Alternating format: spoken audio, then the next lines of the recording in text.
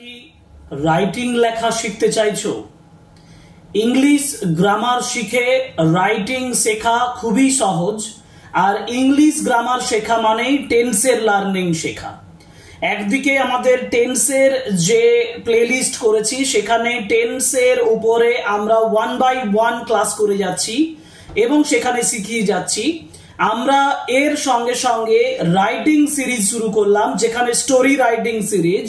এখানে আমরা translation work অর্থাৎ বাংলা থেকে ইংরেজি ট্রান্সলেশনের মাধ্যমে আমি তোমাদেরকে শেখাবো কিভাবে একটা স্টোরি ইজিলি লেখা যায়। এবং এই সিরিজটাতে আমরা 1 by 1 স্টোরি তোমাদের দিতে থাকবো। এছাড়াও স্টোরি ছাড়াও প্যারাগ্রাফ, নোটিশ ইত্যাদি বিভিন্ন রাইটিং আমি আমার এই চ্যানেলে আপলোড করব। তোমরা এই ক্লাসগুলো একটানা করে যাও এবং আশা করি তোমরা এর দ্বারা রাইটিং লেখাটা সহজেই রপ্ত করে নিতে পারবে। আমরা জানি সবাই যে রাইটিং লেখাটা আমাদের সকলের কাছেই একটা সমস্যা, এবং আমরা যখনই কোনো পরীক্ষা দিতে যাই তখনই আমাদের মনে হয় যে writing is the most vital, most complex, সব থেকে জটিল একটা জায়গা, যেটা আমি কমন ছাড়া করতে পারবো না। কিন্তু এবার আমাদের এই ক্লাসগুলো, আমি যে ক্লাসগুলো তোমাদের কাছে নিয়ে আসছি, এই ক্লাসগুলো থেকে তোমরা অতি সহজেই রাইটিং লিখতে পারবে, এর গ্যারেন্টি আমি দিচ্ছি। এবং এই গ্যারেন্টির উপরে ডিপেন্ড করেই তোমরা A to Z প্রথম থেকে শেষ পর্যন্ত এই ক্লাসটা করো। কারণ আজকে আমরা যে স্টোরিটার উপরে ট্রান্সলেশন ওয়ার্কের মাধ্যমে রাইটিংটা শিখবো সেটা হলো স্টোরি অফ থার্স্টি ক্রো। তোমরা সবাই জানো তৃষ্ণার্ত কাকের গল্প। কিভাবে সেই স্টোরিটা লিখবো একটার পর একটা ট্রান্সলেশন করে করে সহজভাবে, সেটা তোমরা দেখে নাও। সুতরাং welcome to English education channel, and today's class is on the story writing through the translation work from Bengali to English on the story The Thirsty Crow.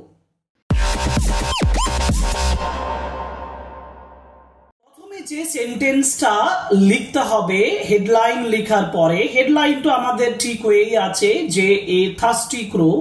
তারপরে আমি সেই তৃষ্ণার্ত কাকের গল্পটাকে কতগুলো বাংলা সেন্টেন্সের মাধ্যমে ইংরেজি করব, ইংলিশে ট্রান্সলেশন করে করে করব। প্রথম যে সেন্টেন্সটা নিয়েছি সেটা হচ্ছে যে এক সময়ে একটি কাক প্রচন্ড তৃষ্ণায় কাতর হয়ে গাছের নিচে বসেছিল। এক সময় আমরা বলি না যে কোনো এক সময়, মানে যার ইংলিশ হচ্ছে once upon A time.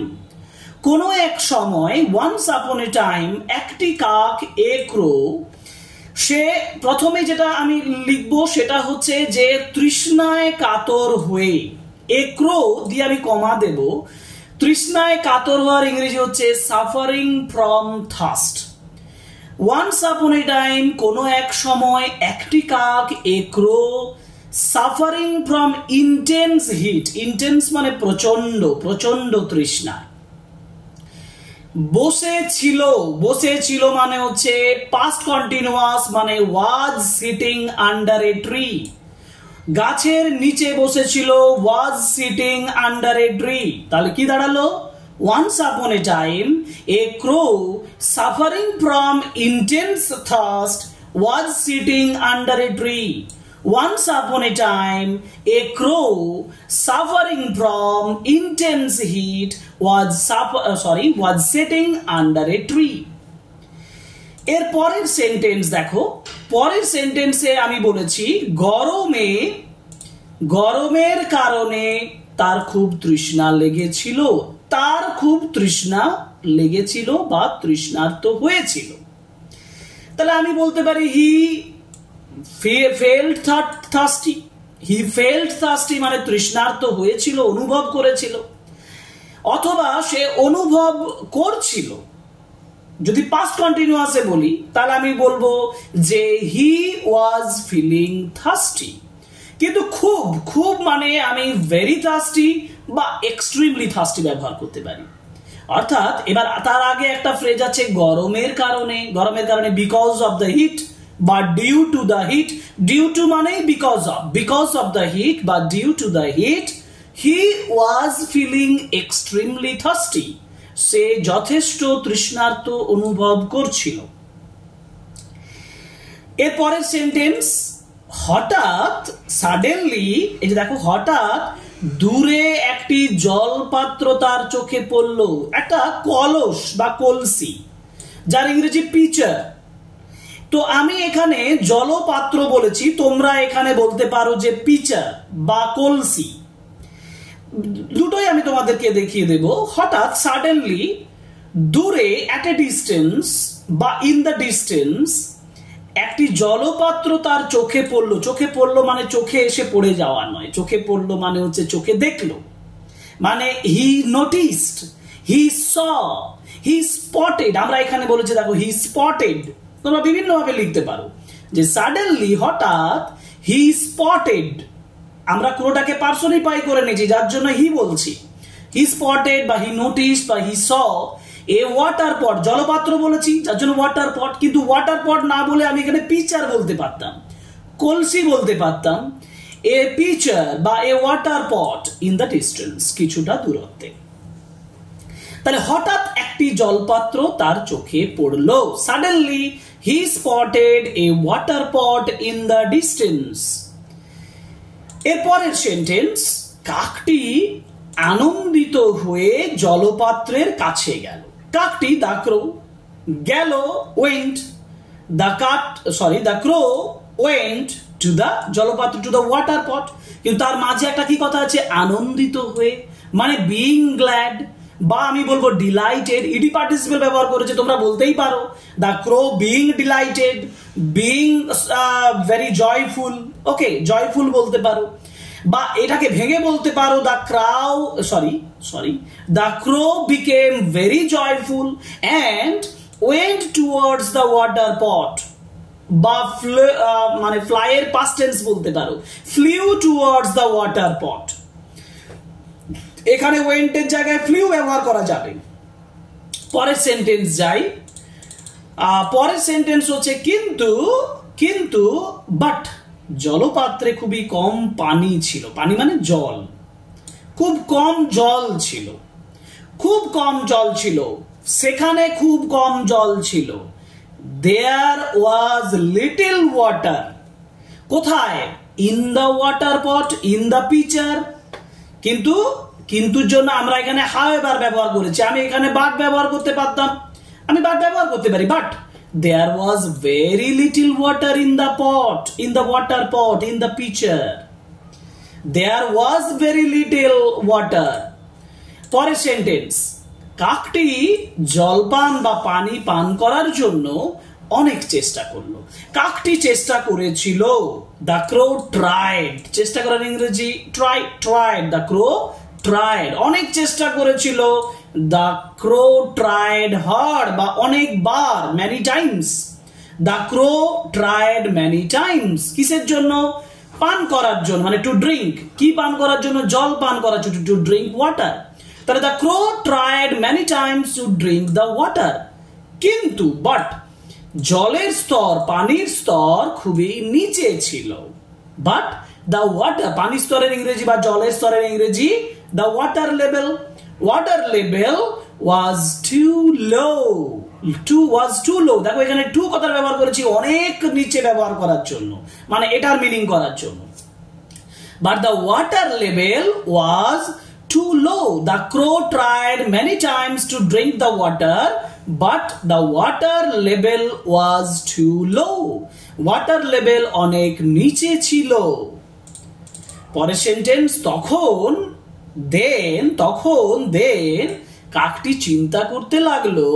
The crow began to think, চিন্তা করার ইংরেজি থিঙ্ক, দ্য শুরু করলো মানে the crow began to think.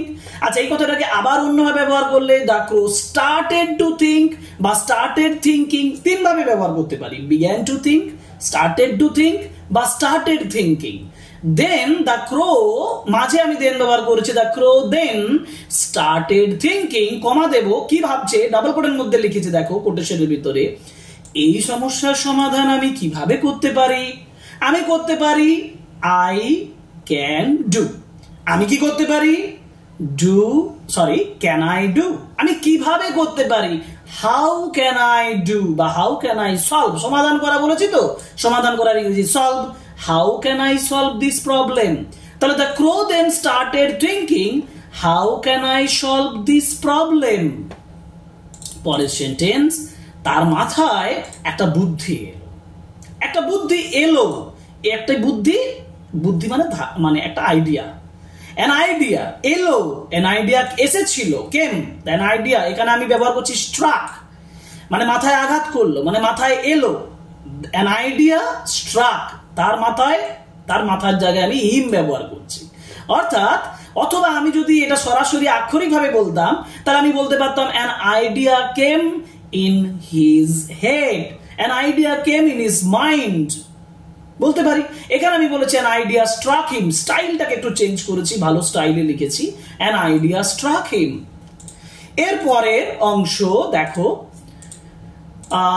কাকটি আশেপাশে ছোট ছোট পাথর দেখলো। কাকটি দেখেছিল, দ্য ক্রো স বা the crow noticed, the crow notice কি দেখেছিল? ছোট ছোট পাথর, স্মল পেবেলস, স্মল পেবেলস। তাহলে the crow noticed small pebbles. আশেপাশে, অ্যারাউন্ড, চারপাশে, the crow noticed small pebbles around. পরের সেন্টেন্স, সে একটি করে পাথর জলপাত্রে ফেলতে লাগলো। সে ফেলতে লাগলো, হি began to drop বা he began dropping, he began dropping বা he began to drop। কি ফেলতে লাগলো? মানে পাথর, the pebbles, একটি করে, মানে one by one। তাহলে he began dropping the pebbles বা he began to drop the pebbles কোথায়? into the water pot one by one, জল পাত্রের ভেতরে। he began dropping the pebbles into the water pot one by one। পরের sentence, পাথরের ভারে, with each pebble মানে পাথরের জন্য, for the pebbles জলপাত্রের পানি বা জল ধীরে ধীরে উঠতে লাগলো। the water জলপাত্রের যে জল, the water জলপাত্রের মানে in the water pot, the water in the pitcher, the water in the water pot ধীরে ধীরে উঠতে লাগলো। উঠতে মানে রাইজ, উঠতে লাগলো, began to rise, slowly started to rise, began মানে started, slowly ধীরে ধীরে, started to rise উঠতে শুরু করেছিল। তাহলে with each pebble the water in the pot slowly started to rise। তারপর অবশেষে ফাইনালি জল এতটাই উঠে এলো, the water rose high enough, উঠে এলো, the water rose rise এর past tense করেছি, rose উঠেছিল, high enough অনেক উঁচুতে, for the crow মানে ক্রোয়ের জন্য, and he drank easily এবং সে সহজেই ড্রিঙ্ক করে নিয়েছিল, পান করতে লাগলো বা পান করেছিল। কাকটি তৃপ্ত হয়ে পানি পান করলো মানে জল পান করলো। তাহলে জল পান করলো মানে drank, the crow drank, জল পান করলো, the drank the water। আচ্ছা, এবার হচ্ছে তৃপ্ত হয়ে মানে তৃপ্ত হয়েছিল, and became satisfied সন্তুষ্ট হয়েছিল, এবং উড়ে গেল, and flew away happily আনন্দের সঙ্গে। তাহলে the crow drank the water and became satisfied and flew away happily। এবার মোরালটা আমরা কিভাবে লিখবো দেখো আলাদাভাবে, সেটা দেখো উপরে ডান দিকে আমি লিখেছি। মোরালে আমি কি লিখবো? এই কাহিনী আমাদের শেখায়, this story tells us, this story gives us the lesson, this story brings the lesson, বিভিন্ন ভাবে বলতে পারি। this story teaches us, এই স্টোরি আমাদেরকে শেখায়, এটাও এক ধরনের, যে ধৈর্য এবং বুদ্ধিমত্তার মাধ্যমে যে কোনো সমস্যার সমাধান করা সম্ভব। অর্থাৎ যে কোনো সমস্যা মানে এনি টাইপ অফ প্রবলেম সমাধান করা সম্ভব, ক্যান বি সলভড কিসের মাধ্যমে? উইথ পেশেন্স অ্যান্ড ইন্টেলিজেন্স, ধৈর্য এবং বুদ্ধি দিয়ে। অর্থাৎ this story teaches us with patience and intelligence any problem can be solved. অথবা আমি এখানে সহজে আরো ভাবে বলতে পারি, if there is a will there is a way, যদি ইচ্ছে থাকে উপায় হয়, if there is a will there is a way. তাহলে ট্রান্সলেশন ওয়ার্কের মাধ্যমে তোমরা বুঝলে একটা স্টোরি, থার্স্টি ক্রো এর উপরে যে স্টোরি, সেই স্টোরিটা কিভাবে লিখতে হয়। এরপরে আমরা কমপ্লিট স্টোরিটা একটু পড়ে নেব, যেটা আমরা তৈরি করলাম।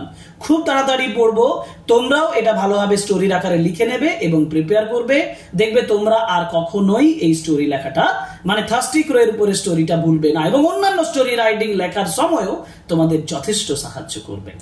ওকে, দেখো, a thirsty crow Once upon a time, a crow suffering from intense heat was sitting under a tree. Due to the heat, he was feeling extremely thirsty. Suddenly, he spotted a water pot in the distance. The crow, delighted, went towards the water pot. However, there was a very little water in the pot. The crow tried many times to drink the water, but the water level was too low. The crow then started thinking, how can I solve this problem?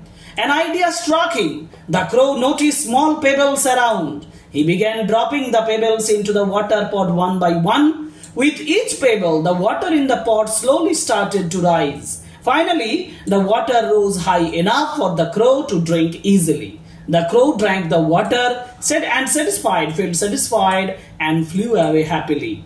Now, this story teaches us that with patience and intelligence, any problem can be solved. সুতরাং আমরা এই ক্লাসটাতে আলোচনা করলাম story writing on a thirsty crow and this is done through the translation work from Bengali to English. আশা করি তোমরা এটার দ্বারা যথেষ্ট উপকৃত হয়েছো বা তোমাদের এই ক্লাসটা ভালো লেগেছে। যদি ভালো লাগে তাহলে অবশ্যই কমেন্ট বক্সে কমেন্ট করো, একটা লাইক করো, এটা অবশ্যই আমাদের প্রাপ্য। এবং লাস্ট যে রিকোয়েস্টটা করবো সেটা হচ্ছে subscribe the channel and stay with us for our next video. আমরা এরকম রাইটিং আরো নিয়ে আসবো তোমাদের জন্য, শুধুমাত্র তোমাদের ইংলিশ লার্নিং এর জন্য এবং আমাদের চ্যানেলের জন্য। আমাদের channel English channel, English Edition channel. So please subscribe the channel, like, comment and share our videos. Thank you very much.